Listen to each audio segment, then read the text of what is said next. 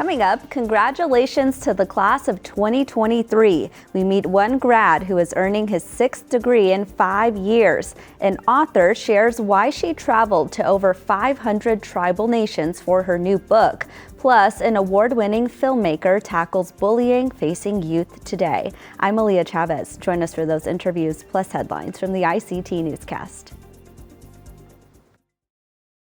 This program is made possible by the Corporation for Public Broadcasting, a private corporation funded by the American people.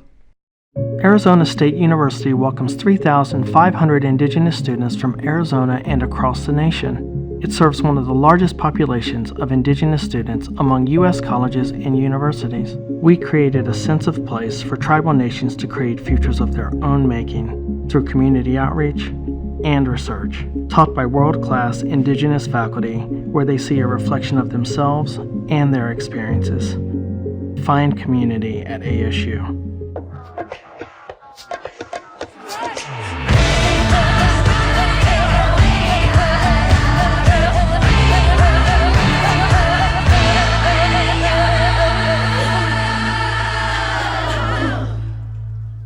Amarawa Hopa, thank you for joining us.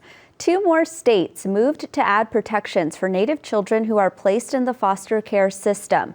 This week, the governor of North Dakota signed a state Indian Child Welfare Act into law. The move comes on the heels of a similar action in Colorado, where Governor Jared Polis last week signed his state's version of the law. More than a dozen states have established ICWA laws to ensure family members or tribal citizens get preference in protective custody cases.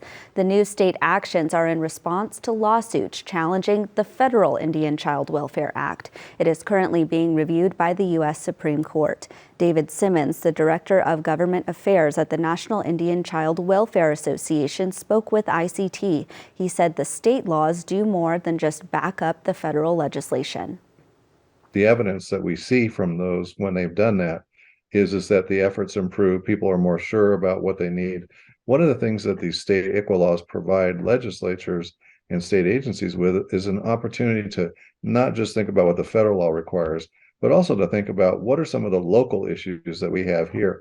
How can we address these things? Because what might work in Montana may not work in New York. Now to New York, where a grave protection law has passed the state's legislature. This new measure will require private landowners to halt construction if they discover a native burial site on their property. The new law also makes it a crime to remove, deface, or sell the remains, among other things. The state already has protections in place, but this is the first that specifies private landowners. New York Governor Kathy Hochul faced sharp criticism from tribal leaders last year when she vetoed the act. The veto was due to disagreements in the law's language. A revised version will continue to allow tribal descendants to possess native remains and burial objects. However, private landowners will have the rights to the remains if they cannot reach an agreement with tribes. Hochul is expected to sign the law in the coming week. Moving internationally, the Brazilian government is granting historic protections in the Amazon rainforest.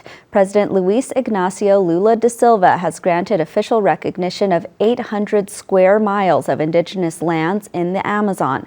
Delivering just part of his campaign promise, the recognition will protect the rainforest from illegal mining and farming. This contrasts former President Jair Bolsonaro's policies, which encouraged the opposite. While the land still remains under federal jurisdiction, traditional land rights have been restored under this recognition. That means all mining activities are prohibited and commercial activities will require authorization. According to officials from the Indigenous Peoples Organization, APIB, the recognition begins the process of restarting. Now we head to Washington, where they are upping efforts to solve cold cases. Last week, Governor Jay Inslee signed a new bill establishing a unit to investigate cold cases involving missing and murdered Indigenous people. It requires collaboration with the Attorney General, local police, and tribal authorities. The new law designates an official to maintain communication for families of victims. This move comes after a missing alert system was established in July of 2022. 2022. Current data shows that since launching the system, it has been activated 50 times, with 43 people being found alive. According to the State Patrol, there are currently 134 missing Native American people in the state. Ending in the Midwest, one tribal nation has its eye on achieving energy independence within its territory. Earlier this month, the Menominee Nation kicked off its utility service project by installing solar panels at its tribal college. At the event, Menominee community members were trained to install and operate brand new solar panels. The project trains citizens about the technology to create opportunities for the tribe's future. The solar panels will be used to power one of the buildings at the College of Menominee Nation in Kashina, Wisconsin. And those are the headlines for the ICT Newscast.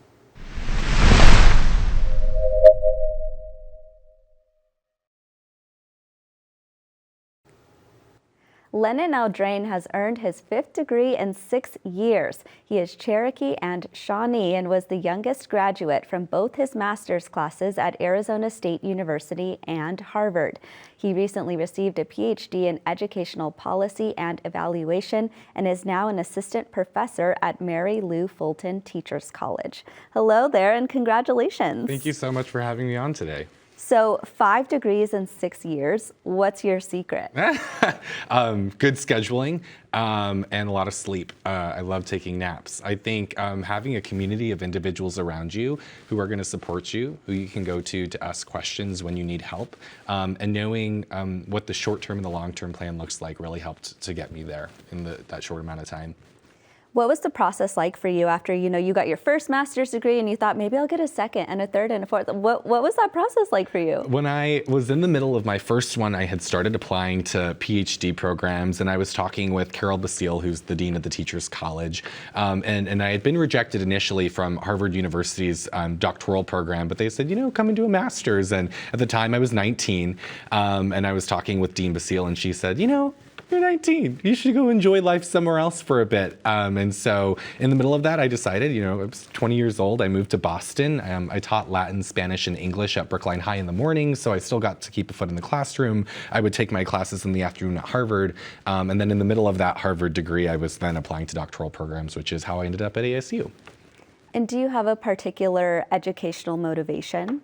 My parents are absolutely an inspiration, and I think American kids just deserve better. I think as I'm thinking about my experiences as a teacher, as a student in schools, I just want better working conditions for teachers. I want teachers to come to work excited about coming to work. I want students to come excited about coming to school. I want schools to be doable for teachers, and I want schools to be worth doing for students. And so, I've been working at ASU on the Next Education Workforce Initiative. We're thinking about redesigning schools across the United States and how that might work for different populations of students, how that might support educators in ways that our current model of schooling doesn't.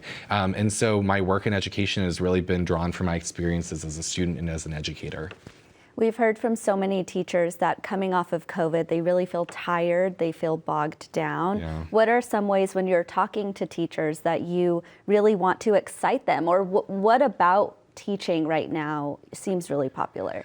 We're at such a pivotal time. I think we have technology that we've never had before. We have artificial intelligence that's coming that will hopefully make the jobs of teachers easier, but we know it'll never replace them. We have teachers coming together and realizing that the pandemic isolated us in terrible ways, and in some ways, right, the social isolation that we faced was hard. And so one of the things that I think is exciting about the work that we're doing at ASU is we're saying, yes, look, COVID brought really tough isolation. To make teachers want to come to work, we have to give them opportunities to work together. As a high school teacher, I see other teachers during passing period, maybe before school or after school or at lunch, but I never get to see teachers in the pivotal moments of when I'm working with students. And so I think about how do we bring and build systems so that other teachers can co-teach together, can team teach together, so that you have another adult in the room, because that's part of the hard part of teaching right now is that you don't have anyone else to engage with. And so one of the promising things I think that we're doing at ASU in a post-COVID world is saying, yes, isolation was tough, and teaching in isolation is even tougher, so let's reduce that and bring more people around kids and more people around other educators so they can collaborate and coordinate in different ways. I'd love to learn more about your research at the Mary Lou Fulton Teachers College, so tell us about that. So I'm an assistant research professor there now, and so what I do is I work on redesigning human capital management systems in Mesa Public Schools. And so we have an $8 million grant from the U.S. Department of Education to rethink hiring, rethink evaluation, rethink recruitment and retention of teachers so that we can get better teachers in our systems and we can make the teachers in our systems even better. And so we're rethinking how teachers work together instead of being one teacher, one classroom, working on teams. How do we rethink the pathways that teachers get? You know, when you want to be and you want a higher salary as a teacher, typically that means leaving the classroom. And so really good teachers have to make a choice between being a really good teacher or making more money and having to leave the classroom. And so how do we build pathways that keep them in the classroom, close to kids, so that they're able to, you know, advance in the profession and make more money, but still be at the core of schools and instruction and kids. And so that's my work at ASU, is thinking, how do we redesign our educational system so that it becomes more personalized for students, more coordinated and collaborative for teachers by building team-based staffing models in schools across the country. We know that for Native American students in particular, some of the data in terms of access to education is very glaring. Does any of your research focus on Native students in particular? We're looking at the outcomes of a Native student population right now at Westwood High School, and we know that they have one of the largest populations in the state. And so we are looking at the student outcomes of students participating in these models. Do Native students have higher attendance rate? Do they have, you know, higher attendance rates? Do they have better retention in schools because they now, instead of only having 7 adults that they all have to manage their relationships with, they have a team of adults coming to surround them and make and build community around them so that they feel welcomed about, you know, coming to school. And so the outcomes are still early, but we're seeing promising things at Westwood High School writ large for all the 9th graders who are there. And then we'll dig a bit deeper into subpopulations such as Native American students soon. Well, Lennon, I've loved this conversation. Congratulations to you again, and thank you so much for being here. Thanks for having me.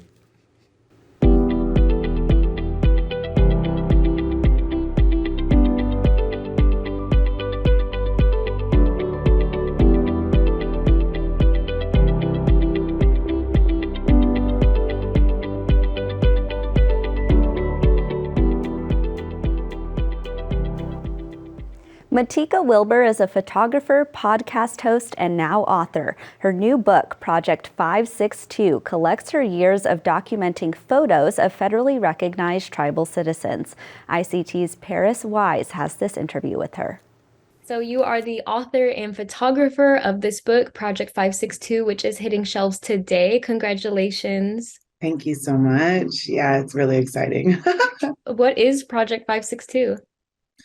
Well, Project 562 is a year, I started in 2012. It's taken me many, many years of traveling around the country with the goal of visiting more than 562 federally recognized tribes in the United States. When I started the project, that was the original goal. And then as time went on, I also would visit with urban Native communities, with international Native communities, with tribes that are still fighting for recognition. The plenary power of Congress is always in flux. And so I spent 8 years. I started in Washington. I went to Oregon and California, what is now known as Oregon and California, and around the country, really, in circles multiple times, and into Alaska several times.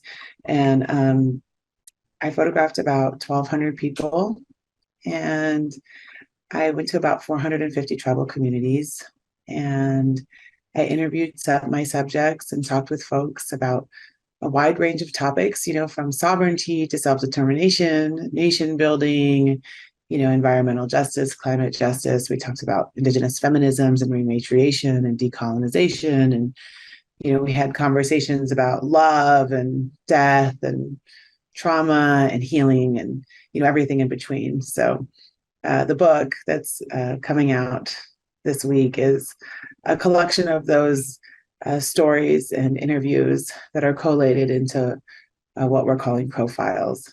Wow. Well, what a journey. I mean, you even sold everything you owned. You got rid of your apartment. What was that decision-making process and why you wanted to embark on this? I didn't have enough funding to like be on the road and to also keep an apartment.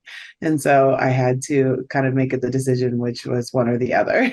So, yeah. So in the beginning, I spent quite a bit of time in my Honda. I traveled initially in a Honda, and I relied on the kindness of Indian country. I slept on couches and went to community functions, and it was really supported by the community. And then as time went on, I was able to gather more support. We launched a second Kickstarter.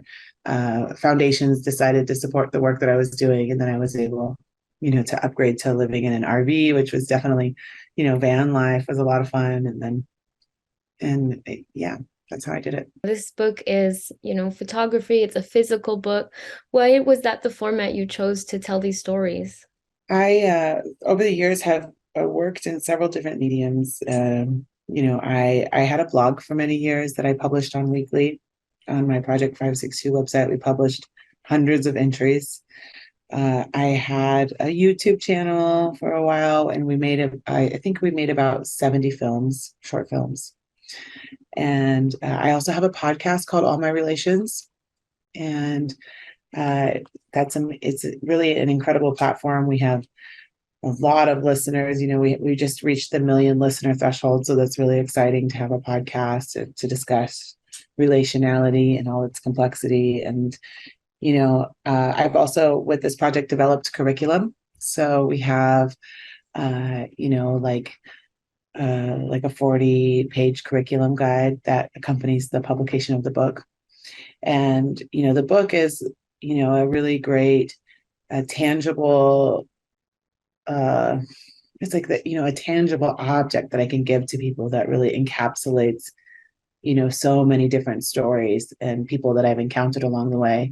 Of course, I've also done exhibitions, right? I have an exhibition up right now in Santa Monica. That's a 72-piece collection that will be traveling and going to New Orleans and then to Michigan. And so that's another exhibition, it's been in exhibition form several times in several different locations. But yeah, the book is certainly a new vessel to carry the stories, and I'm pretty excited about it. As a really accomplished storyteller, you mentioned you had already published preliminary content for this project, and of course your All My Relations podcast is incredible. What do you really want people to take away from this book? The book is for me is what I think of as like my love letter to Indian country. It's all of these incredible stories, and really it's a time capsule, right? Because these are like people that I photographed 7 years ago or 5 years ago or 3 years ago, and they represent people where they were at on that day of their journey. For me, like, I started this project because I want our children to have the opportunity to see themselves reflected properly. I think that it's wildly unjust that our students don't have the opportunity to open up a textbook, a 500-page book that has adequate representation of our people. And, I started this project for that very reason, because I was a teacher at the tribal school of my res, because I wanted to be able to provide a resource to my own students that could show them how incredibly beautiful and intelligent and resilient and thriving and human, right, we are, and in all of the many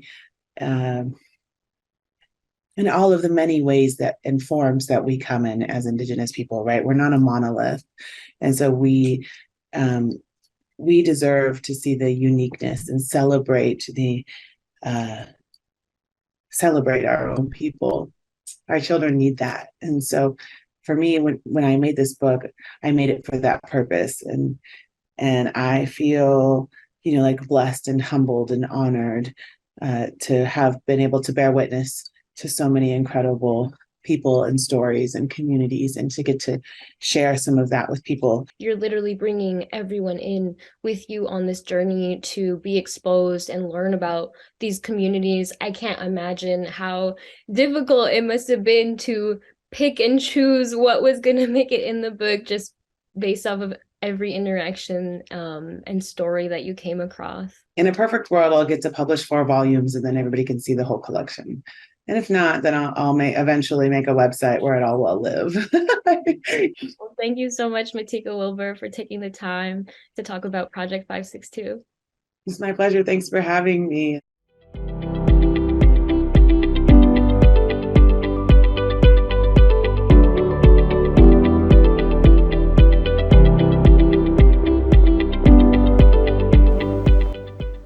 Fry Bread, Face, and Me is a new film directed by Billy Luther. It was the outcome of Luther's participation in the 2020 Sundance Institute Directors and Screenwriters Labs. The film premiered at South by Southwest in March. Welcome, Billy. Hey, thanks for having me. Without giving away the ending, describe the film for us.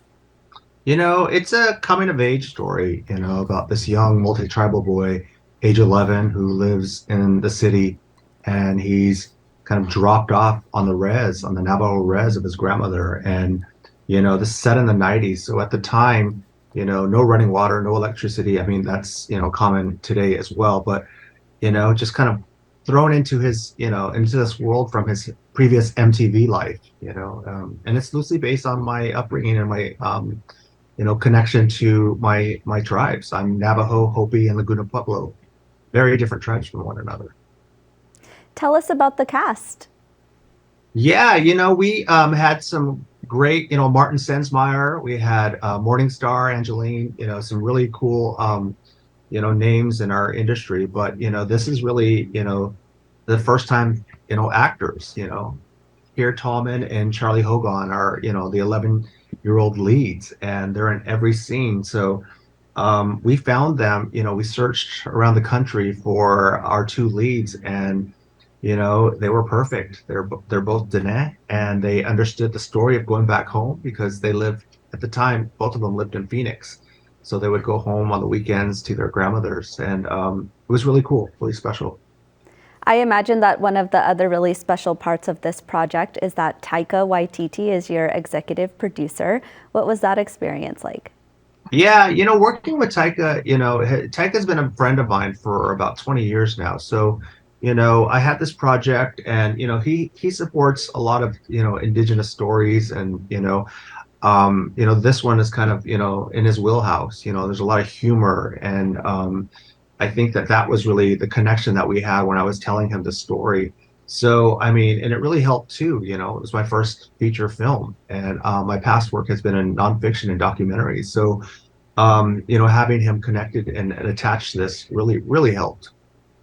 Fry Bread, Face, and Me is the name of this film. How did you think of that name? Our aunties and uncles are, always, teasing us, they're always giving us some kind of, some nickname. I had a cousin named Boogers, and, that stuck with him. He's in his 30s, and now we still call him that.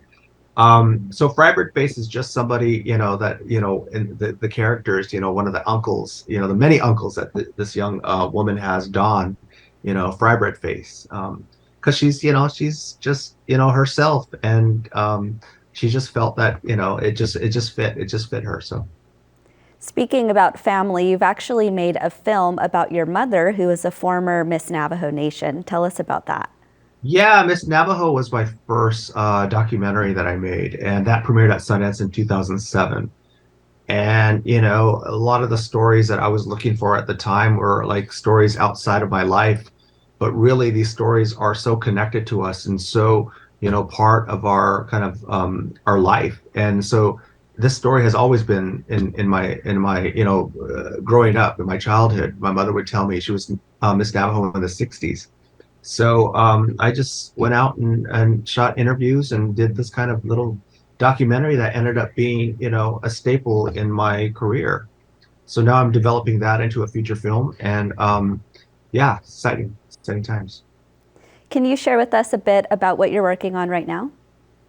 I write and direct on the AMC show Dark Winds. Zahn McClernand and Kiowa are friends of mine, so it's really cool to work with them. Chris Eyre, we and I also, like I said, working on Miss Navajo as a feature, so I'm just writing that. But yeah, we're like looking for distributor for fry bread, and we have some really exciting news coming up in the next few weeks. So yeah.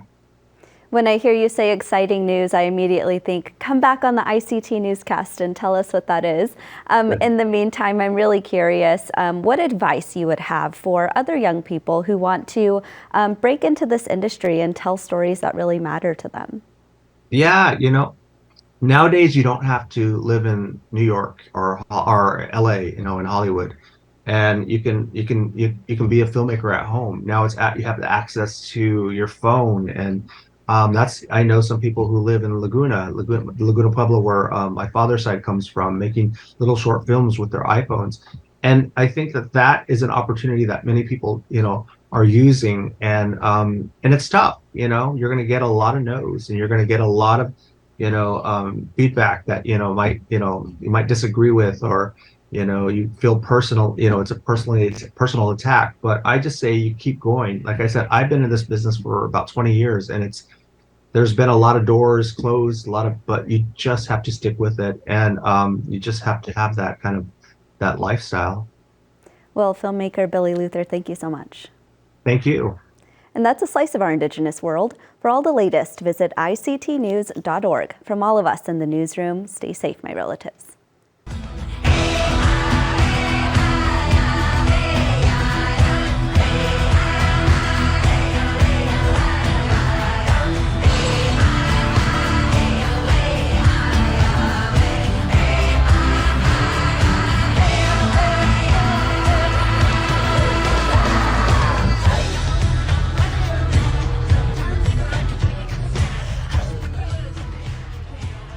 This program is made possible by the Corporation for Public Broadcasting, a private corporation funded by the American people.